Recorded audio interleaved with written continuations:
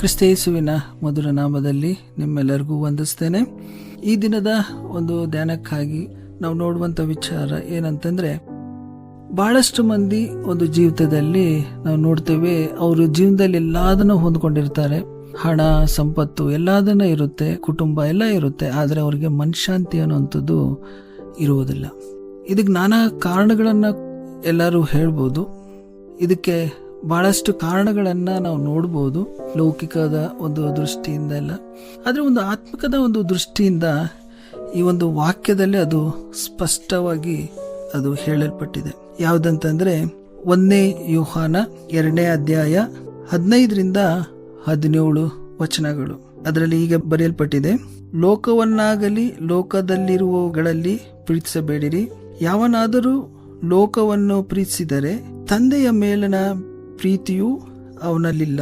ಲೋಕದಲ್ಲಿರುವ ಶರೀರದಾಶೆ, ಕಣ್ಣಿನಾಶೆ, ಬದುಕು, ಬಾಳಿನ ಡಂಬ, ಈ ಮೊದಲಾವುಗಳಲ್ಲಿಯೂ ತಂದೆಯಿಂದ ಹುಟ್ಟದೆ ಲೋಕದಿಂದ ಹುಟ್ಟಿದವುಗಳಿವೆ. ಲೋಕವು ಅದರ ಆಶೆಯು ಗತಿಸಿ ಹೋಗುತ್ತವೆ, ಆದರೆ ದೇವರ ಚಿತ್ತವನ್ನು ನೆರವೇರಿಸುವವನು ಎಂದಿಗೂ ಇರುವನು ಎಂಬುದು. ಪ್ರಿಯರೇ, ನಾವು ಇದರಲ್ಲಿ ಸ್ಪಷ್ಟವಾಗಿ ನಮಗೆ ಅರ್ಥ ಮಾಡ್ಕೋಬಹುದು. ಏನಂತಂದಾಗ, ನಾವು ಯಾವಾಗ ಲೋಕದ ಮೇಲೆ ನಾವು ದೃಷ್ಟಿಯನ್ನು ಇಡ್ತೇವೆ, ಅಂದರೆ ಲೋಕದ ಒಂದು ಆಸ್ತಿ ಮೇಲೆ, ಸಂಬಂಧಗಳ ಮೇಲೆ, ಕೆಲಸ ಕಾರ್ಯಗಳ ಮೇಲೆ, ಇಂಥವುಗಳ ಮೇಲೆಲ್ಲ ನಾವು ಆಸೆಗಳನ್ನು ಇಟ್ಕೊಂಡು ಬೆಳೆಸ್ಕೊಂಡು ನಾವು ಅದ್ರ ಮೇಲೇನೇ ಒಂದು ಧ್ಯಾನ ಮಾಡ್ಕೊಂಡಿದ್ದಾಗ ಖಂಡಿತವಾಗ್ಲೂ ನಮಗೆ ಇವತ್ತೆಲ್ಲ ನಾಳೆ ಒಂದು ನಿರಾಶೆ ಅನ್ನುವಂಥದ್ದು ಇದ್ದಿದೆ.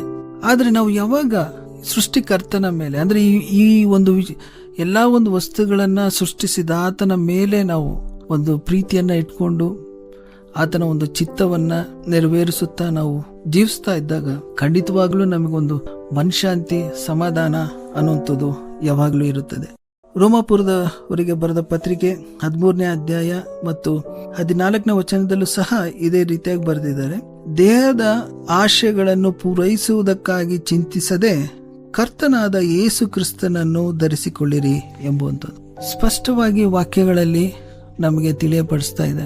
ನಾವು ಯಾವಾಗ ನಾವು ಲೋಕದ ಒಂದು ವಿಚಾರಗಳಿಗೆ ನಮ್ಮನ್ನು ನಾವು ತೊಡಸ್ಕೊಳ್ತೀವೋ, ದುಃಖ ಅನ್ನುವಂಥದ್ದು ಕಟ್ಟಿಟ್ಟ ಬುತ್ತಿ. ಇದರಲ್ಲಿ ನಾವು ಸೊಲೊಮೋನನ ಒಂದು ಜೀವನ ಚರಿತ್ರೆಯನ್ನ ನಾವು ನೋಡಿದಾಗ ನಾವು ಬಹಳ ಒಂದು ಕ್ಲಿಯರ್ ಆಗಿ ನಾವು ಅರ್ಥ ಮಾಡ್ಕೋಬಹುದು. ಆತನು ಮೊದಲು ತನ್ನ ಒಂದು ಜೀವಿತವನ್ನ, ಆಳ್ವಿಕೆಯನ್ನು ಪ್ರಾರಂಭ ಮಾಡುವಂತ ಸಮಯದಲ್ಲಿ ಯೆಹೋವನ ಮೇಲೆ ಆತನು ಆತ್ಕೊಂಡಿದ್ದ. ಯೆಹೋವನು ಸಹ ಆತನನ್ನು ಹೇರಳವಾಗಿ ಆಶೀರ್ವದಿಸಿ ಎಲ್ಲದನ್ನ ಆತನು ಒದಗಿಸ್ಕೊಟ್ಟ, ರಾಜ್ಯವನ್ನು ಒದಗಿಸ್ಕೊಟ್ಟ, ಅದು ಆಮೇಲೆ ಬೆಳ್ಳಿ ಬಂಗಾರಗಳನ್ನ, ಅಂದ್ರೆ ವೆಲ್ತ್ ಅನ್ನ ಆತನಿಗೆ ಕೊಟ್ಟ, ಎಲ್ಲದೂ ಕೊಟ್ಟ. ಆದ್ರೆ ಆತನು ಬರ್ತಾ ಬರ್ತಾ ಯಾವಾಗ ಲೋಕದ ಒಂದು ವಿಚಾರಗಳಿಗೆ ತನ್ನಂತ ತೊಡಸ್ಕೊಂಡಾಗ, ಆದ್ರೆ ಆತನು ಹೇಳ್ತಾನೆ, ಆಕಾಶದ ಕೆಳಗಡೆ ವಿಚಾರಗಳಿಗೆ ಎಲ್ಲ ಅಂತ ಲೌಕಿಕವಾಗಿ ಇರುವಂತ ಎಲ್ಲ ಒಂದು ವಿಚಾರಗಳಿಗೆ ಆತನು ಮನಸ್ಸು ಕೊಟ್ಟಾಗ ತನ್ನ ಒಂದು ಕೊನೆ ಕಾಲದಲ್ಲಿ ಆತನು ಏನಾಯ್ತು, ಮನಃಶಾಂತಿಯನ್ನು ಅದನ್ನ ಕಳ್ಕೊಂಡ್ಬಿಟ್ಟು ಅದು ಪ್ರಸಂಗಿನ ನಾವು ಓದಿದಾಗ ನಮ್ಗೆ ಗೊತ್ತಾಗುತ್ತೆ ಆತನ ಒಂದು ಮನೋಸ್ಥಿತಿ ಹೇಗಿತ್ತು ಅನ್ನುವಂಥದ್ದು. ತನ್ನ ಒಂದು ಅಸ್ತಿತ್ವವನ್ನೇ ಆತನು ಕಳ್ಕೊಂಡ್ಬಿಟ್ಟಿದ್ದ, ಎಲ್ಲದಕ್ಕೂ ದುಃಖ ಪಡ್ತಾ ಇದ್ದ. ಯೆಹೋವನನ್ನು ಬಿಟ್ಟು ಈ ಕಡೆ ಬಂದಾಗಿದ್ದ ಆತನು ಯಾವ ಒಂದು ಮನೋಸ್ಥಿತಿಯಲ್ಲಿ ಇದ್ದಾನೆ ಅನ್ನುವಂಥದ್ದನ್ನ ಒಂದು ಪ್ರಸಂಗಿ ಪುಸ್ತಕದಲ್ಲಿ ಆತನು ಸ್ಪಷ್ಟವಾಗಿ ಆತನು ಬರೆದು ಹೇಳಿದ್ದಾನೆ. ಅದೇ ಆತನು ಕೊನೆಗೆ ಏನು ಹೇಳ್ತಾನೆ, ನಮ್ಮ ಒಂದು ಕರ್ತವ್ಯ ಏನಂತಂದ್ರೆ ದೇವರ ಒಂದು ಆಜ್ಞೆಗಳನ್ನ ನಾವು ನೆರವೇರಿಸಿಕೊಂಡು ಆತನ ಒಂದು ಚಿತ್ತಕ್ಕೆ ಅನುಗುಣವಾಗಿ ನಾವು ಜೀವಿಸುವಂಥದ್ದು. ನಮಗೆ ನ್ಯಾಯ ತೀರ್ಪು ಬರೋಕ್ಕಿಂತ ಮುಂಚಿತವಾಗಿ ನಮ್ಮನ್ನು ನಾವು ದೇವರಿಗೆ ಅರ್ಪಿಸಿಕೊಂಡು ನಾವು ನಡೆಯುವಂಥದ್ದು ನಮ್ಮೊಂದು ಕರ್ತವ್ಯ ಆಗಿದೆ. ನಮಗದು ಅಂದರೆ ಈ ಒಂದು ಭೂಲೋಕದ ಒಂದು ಜೀವಿತಕ್ಕೆ ಅದು ಬಹಳಷ್ಟು ಒಂದು ಅವಶ್ಯಕವಾದಂಥ ಒಂದು ವಿಚಾರ.